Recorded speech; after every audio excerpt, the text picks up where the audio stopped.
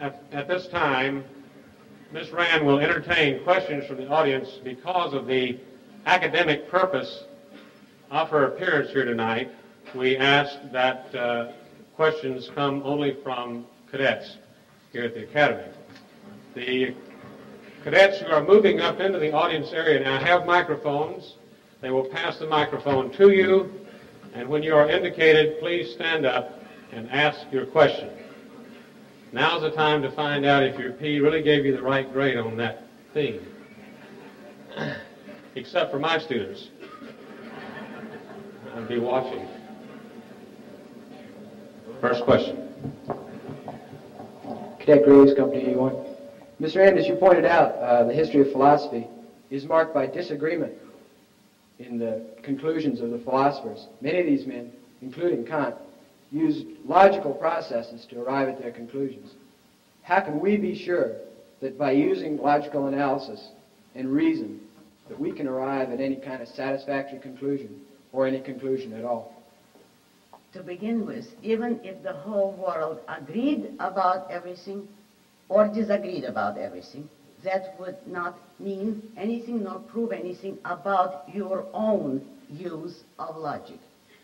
The mere agreement on everybody on an idea, or the fact that there are ideas on which men cannot agree, does not prove that all of those men were either logical or honest. You cannot take that fact on faith about anyone. What will prove which philosophy you consider true is your own conscientious use of logic. And it's not a guaranteed process in the sense that you're not infallible.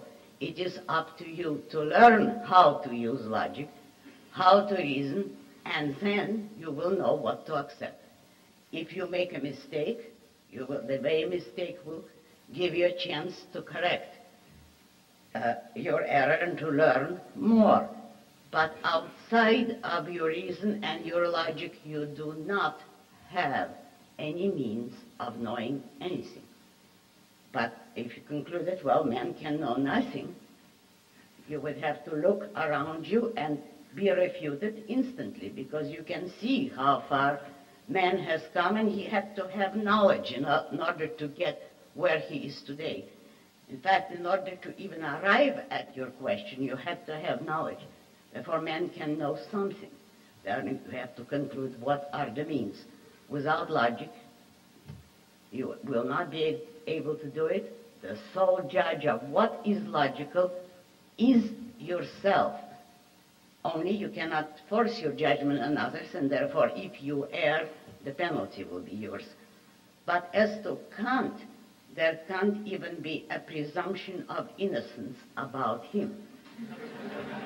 His system is so consistently wrong and so illogical that mistakes of that size cannot be made accidentally. His is a very calculated system for one purpose only: destroy man's mind. Everything in his system is subordinated to that end, and in that sense he's logical, if you wish, just like a criminal is logical in his limited undertaking.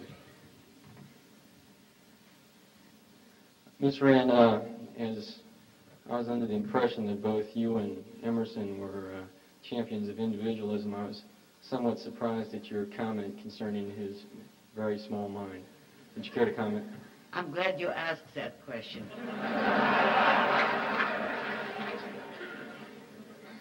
Individualism is not a philosophical nor even a political primary. Individualism is a concept which, in order to be valid, has to depend on a philosophical, epistemological, metaphysical base which is valid. Emerson was an arch enemy of reason. He was what's called a transcendentalist, I believe, which is a variant of European romantic philosophy. I don't mean romantic literature now, it's something totally different. Romantic philosophy which worshipped the will as against reason, which I call simply emotion worshipping. Emerson believed in all kinds of forms of supernatural mysticism, and he was an enemy of reason. Now, I am primarily and first and foremost a defender of reason, not of individualism, not of capitalism. I defend capitalism because I'm a defender of individualism, but I defend individualism only because I'm a defender or a champion of reason. That is my epistemological base. Emerson contradicts it. Now, I do not believe that a man has the right to do anything he pleases. I don't believe it, and nature doesn't believe it. If he runs amok in dealing with nature and acts on his whims, nature will destroy him very quickly. The state doesn't have to interfere. Nobody has to forbid him. He can act and think like an Emerson if he wants to, but it is contrary to reality and to reason. Therefore, I would not want ever to be confused with a thinker like Emerson or another one who is much, much greater mind, but with whom I don't want to be associated, and that is Nietzsche. Nietzsche also advocated individualism, and he wrote some very beautiful things, literarily beautiful, in defense of the individual, but he was a mystic metaphysically. He regarded Dionysius, the god of unknowable emotions, above Apollo, the god of reason. He believed in what I call a malevolent universe, that reality is really set against man, but the Superman will act somehow against reality, in effect, even though he has no chance to win, and will trample over everybody else for his selfish end. What's his selfish end? Blank out. Nietzsche has never told us what is the proper morality of selfishness. In fact, he said he's beyond good and evil. Well, you see, I don't believe that selfishness consists of sacrificing others to yourself. And I don't believe that it consists of altruism, which is sacrificing yourself to others. I don't believe that man is a sacrificial animal. I don't believe that sacrifices are practical, one way or another, although the self-sacrificing that this country is going through today is unspeakable. That's your altruist morality in full political flower. But my morality begins with dropping the idea that men are in reason and in nature enemies of each other. The interests of rational men do not clash. And therefore I do not agree with Nietzsche about a superman and an inferior man. I believe every man should be free and is entitled to whatever he can earn, provided he doesn't get it by means of physical force. And if his values and his ideas are not good, only he will suffer. That's his choice. But no man has the right to rule another man, and no man has the right to demand any man's sacrifice. That's the difference between me and Nietzsche.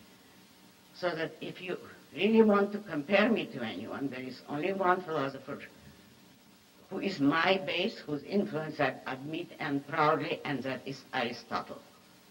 Even there I do not agree with everything, particularly not with his cosmology, but then cosmology is not a proper part of philosophy.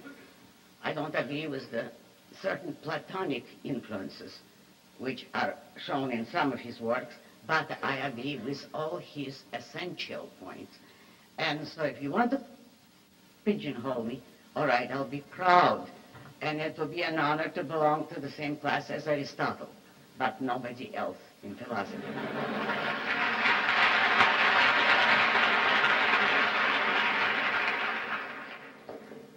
Ma'am, at the risk of, Cadet Troy, at the risk of stating an unpopular view, when you were speaking of America, I couldn't help but think of the cultural genocide of Native Americans, the enslavement of black men in this country, and the relocation of Japanese Americans during World War II.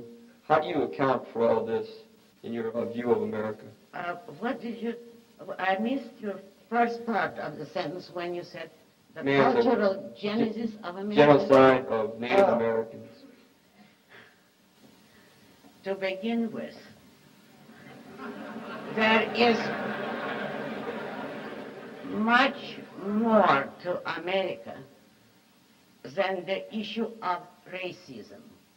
I do not believe that the issue of races or even the persecution of a particular race is as important as the persecution of individuals, because when you deprive individuals of rights, if you deprive any small group, all individuals lose their rights.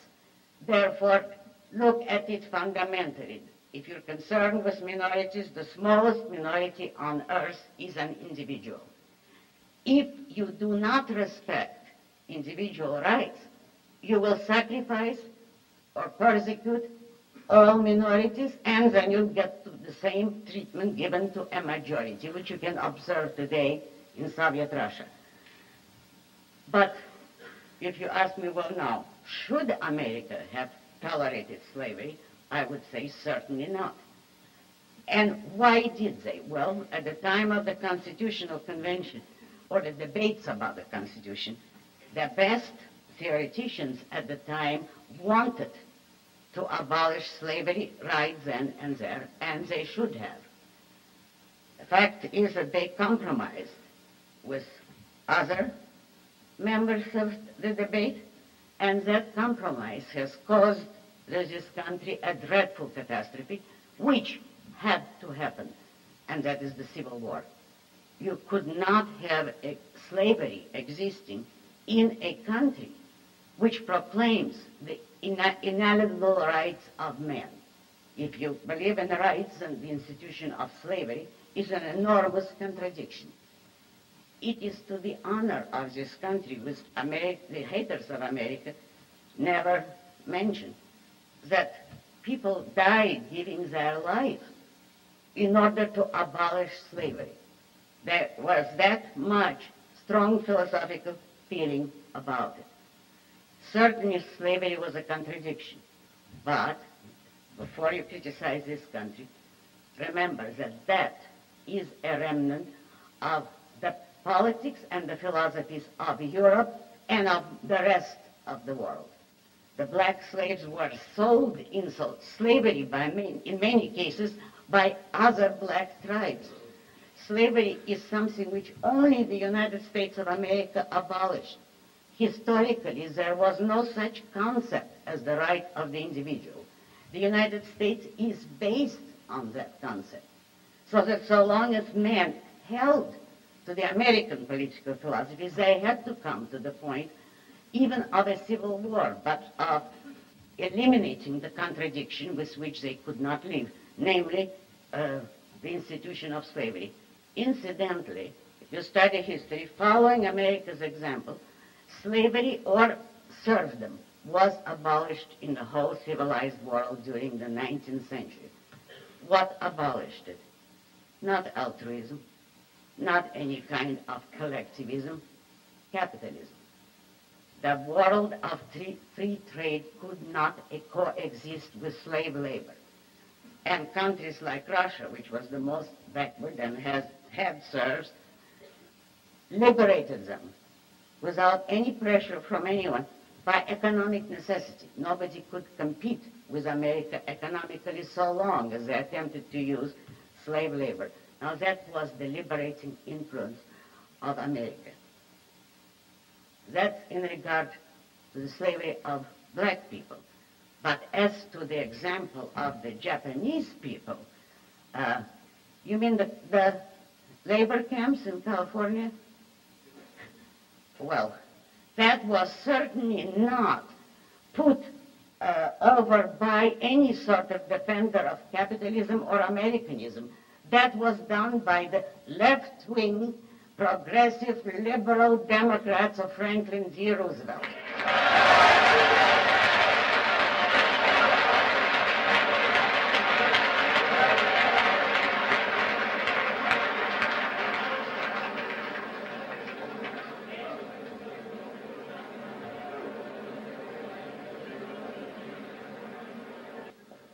Cadet Boardman and Company C4.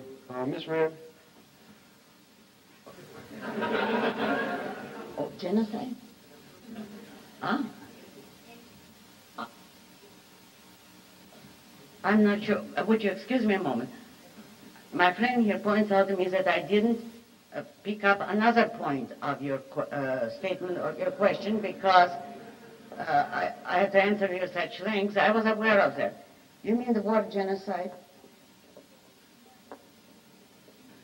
American Indians? Did you mention the American Indians in your question also as one of the groups? Okay, do you want to address yourself to that also? Yes, because if you study reliable history and not liberal, racist newspaper, racism didn't exist in this country until the liberals brought it up. Racism in the sense of self-consciousness and separation about races. Yes, slavery existed as a very evil institution. And there certainly was prejudice against some minorities, including the Negroes, after they were liberated. But those prejudices were dying out under the pressure of pre-economics because racism, in the prejudicial sense, doesn't pay. Then if anyone wants to be a racist, he suffers. The workings of the system is against him. Today, it is to everyone's advantage to form some kind of ethnic collective. The people who share your viewpoint or from whose philosophy those catchphrases come are the ones who are institutionalizing racism today. What about the quotas in employment, the quotas in education? And I hope to God, so I'm not religious, but just to express my feeling, that the Supreme Court will rule against those quotas. But if you can understand the vicious contradiction and injustice of establishing racism by law, whether it's in favor of a minority or a majority, doesn't matter. It's more offensive when it's in the name of a minority, because it can only be done in order to disarm and destroy the majority in the whole country. It can only create more racist divisions and backlashes and racist feelings. If you're opposed to racism, you should support individualism. You cannot oppose racism on one hand and want collectivism on the other. But now as to the Indians, I don't even care to discuss that kind of alleged complaints that they have against this country. I do believe, with serious scientific reasons, the worst kind of movie that you have probably seen, worst from the Indian viewpoint, as to what they did to the white man.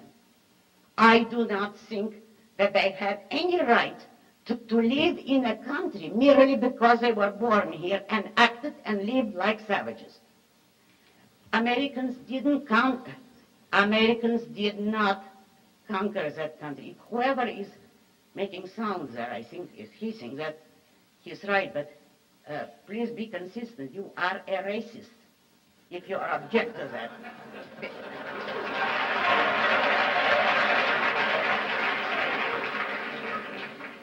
You are that because you believe that anything can be given to man by his biological birth or for biological reasons. If you're born in a magnificent country which you don't know what to do with, you believe that that's a property right. It is not. And since the Indians did not have any property rights, they didn't have the concept of property. They didn't even have a settled societies. They were predominantly nomadic tribes. They were a primitive tribal culture, if you want to call it that. If so, they didn't have any rights to the land, and there was no reason for anyone to grant them rights which they had not conceived and were not using. It would be wrong to attack any country which does respect, or tribe for that matter, that respects individual rights. Because if they do, you are an aggressor and you're morally wrong if you attack them. But if a country does not protect rights, if a given tribe is the slave of its own tribal chief, Why should you respect the rights they do not have? Or any country which has a dictatorship government, the citizens still have individual rights, but the country does not have any rights.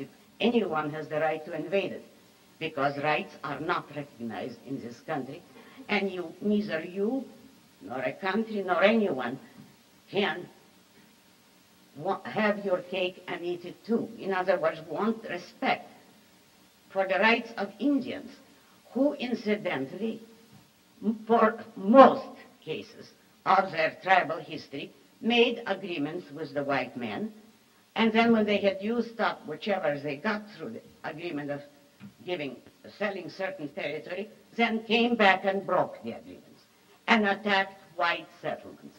I would go further. Let's suppose they were all beautifully innocent savages, which they certainly were not. What was it that they were fighting for if they opposed white men on this continent? For their wish to continue a primitive existence, their right to keep part of the earth untouched, unused, and not even a property, but just keep everybody out so that you will live practically like an animal, or maybe a few caves about it.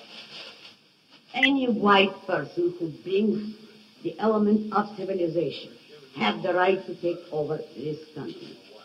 And it is great that some people did and discovered here what they couldn't do anywhere else in the world, and what the Indians, if there are any racist Indians today, do not believe to this day, in respect for individual rights. I am incidentally in favor of Israel against the Arabs for the very same reason. There you have the same issue in reverse. Israel is not a good country politically. It's a mixed economy leaning strongly to socialism. But why do the Arabs resent it? Because it is a wedge of civilization, an industrial wedge, in part of a continent which is totally primitive and nomadic. Israel is being attacked for being civilized and being specifically a technological society. It's for that very reason that they should be supported, that they are morally right, because they represent the progress of men's minds, just as the white settlers of America represented the progress of the mind, not centuries of brute stagnation and superstition. They represented the banner of the mind, and they were in the right.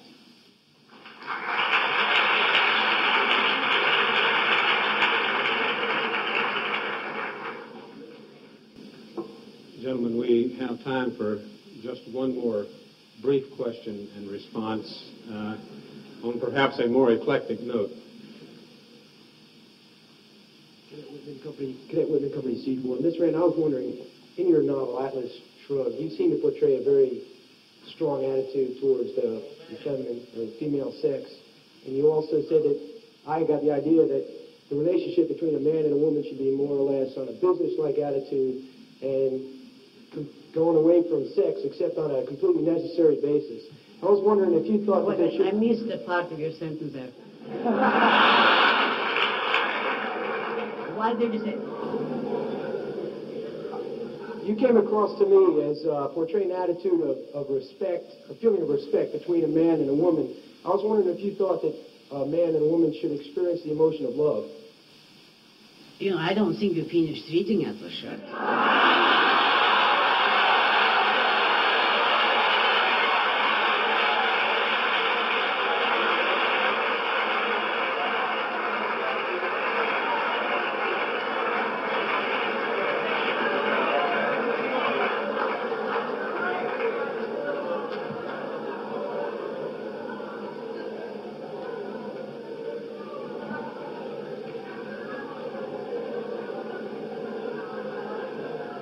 Miss Rand, you have certainly given us tonight an example of a major engagement in philosophy, in the wake of which you have left a long list of casualties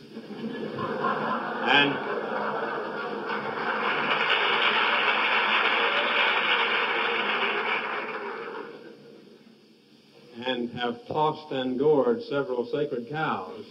I hope so. I think, however, at the same time, that most of us would agree that you have given us an object lesson in the importance of philosophical reflection about these kinds of problems in order to arrive at a rational consistency. Ms. Rand, in writing Atlas Shrugged, made one remark that I thought was important to us when she said that the only proper purpose of a government is to protect man's rights, and the only proper functions of a government are the police, to protect our property at home, the law, to protect our rights and contracts, and the Army, to protect us from foreign threats. And we appreciate your coming to the home of the Army tonight to address us. Thank you. Thank you.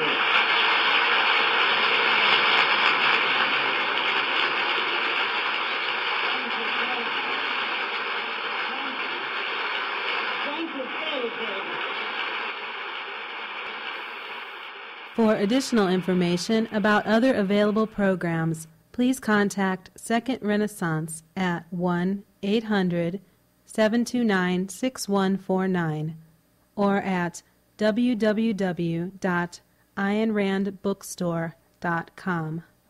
All material in this program is protected by copyright and may not be reproduced in any form or manner, nor played before an audience, without the express written permission of the producer, Second Renaissance Incorporated.